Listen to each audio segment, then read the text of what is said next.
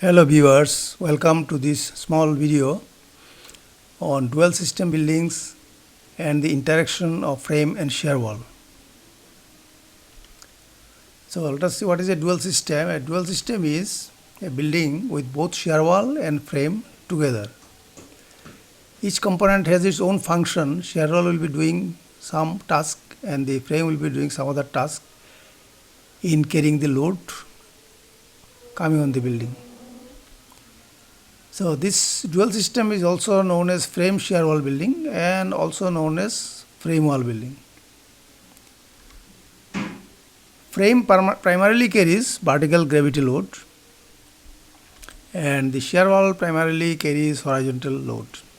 We have seen in our previous video that shear wall is a planar vertical element which carries the horizontal load arising out of earthquake or wind in its own plane. So here we have a building frame shown, building elevation shown with shear wall and frames. So this is shear wall here, two shear walls, one shear wall here, another shear wall here, and we have columns and beams and slab system. So this is a dual system building. In the left hand side figure we are showing one shear wall in blue color and the other frame elements, beams and columns in pink colors. So this can be idealized to a system as shown in the right hand figure.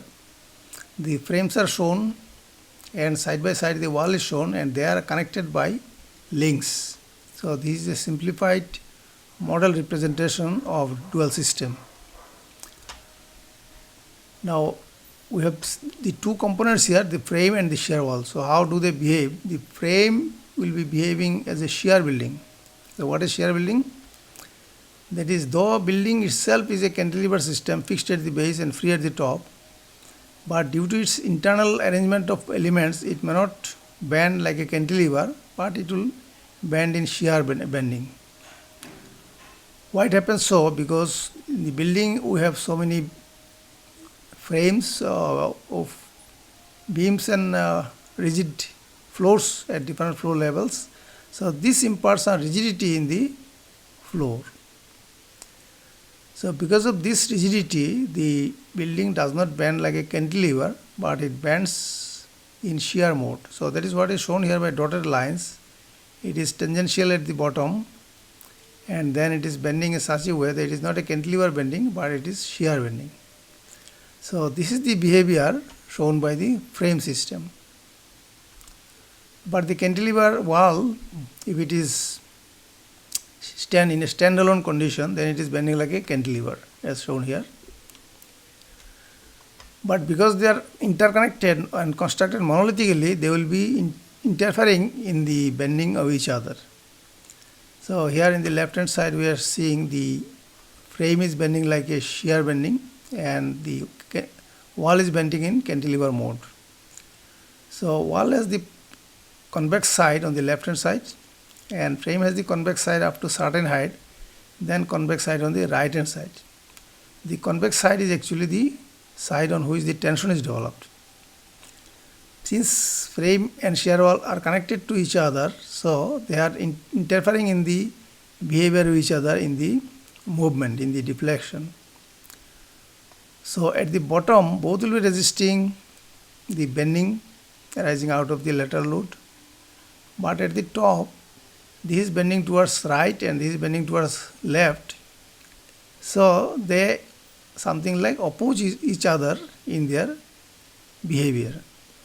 So this is what is called the frame-shear wall interaction, and this is to be kept in mind while modeling and while designing. So the bending moment distribution in the building is shown in this figure. The height of the building is shown in the vertical direction and the moment at different height levels are shown in the horizontal direction. So this red hashed diagram is the bending moment resisted by the wall and the green hashed portion is the bending moment resisted by the frame. So it is an integral system, so total bending moment resisted will be summation of these two together. As we see here, the bending moment is changing sign at certain height, and that will be indicating the point of contraflexure or point of inflection. In the right hand figure, we have the height versus shear force in the building, and the shear mainly resisted by the wall. So this blue color is the shear resisted by the wall, and white color is showing the shear resisted by the frame. The left hand side shear diagram is indicating negative shear or shear acting in the opposite direction. So total shear resisted by the system will be summation of the shear resisted by the wall and shear resisted by the frame. Now the frame is primarily for resisting vertical load, and the shear wall is primarily for resisting the lateral load. But one thing we have to understand, the frame and shear wall are tied together, monolithically cast. So if one is having a deflection, the other also will be having deflection. We have considered a frame here side by side the wall here. Both have undergone deflection towards right. So the wall is moved by amounts of delta. This was the central line here. The center has moved to this point, this line. So it has deflected by a displacement delta towards right. The same amount of displacement also will be suffered by the frame system because they are monolithically cast to each other. So it is clear that the frame is also bending or moving towards the right or undergoing displacement, and this will create bending moment. So who will resist that bending? So frame is to now resist the bending arising out of the lateral load and the displacement, and that is why the frame is also to be designed for about 25% to 40% of the base shear in the whole system. Hypothetically, the total base shear should have been taken by the wall, but as the frame is also bending, unless it is designed for lateral load, it will just simply break after some displacement. So it is to be designed for that load, steel to be imparted, detailing to be done for ductile system, and then the system will be safe. Now there is a point of inflection where the curvature of the building is changing. So wall moment is shown by this line here. Wall moment is changing its sign after a height. This height is called the height of inflection of the building. This is a peculiar phenomenon with shear wall building, and especially for frame shear wall building.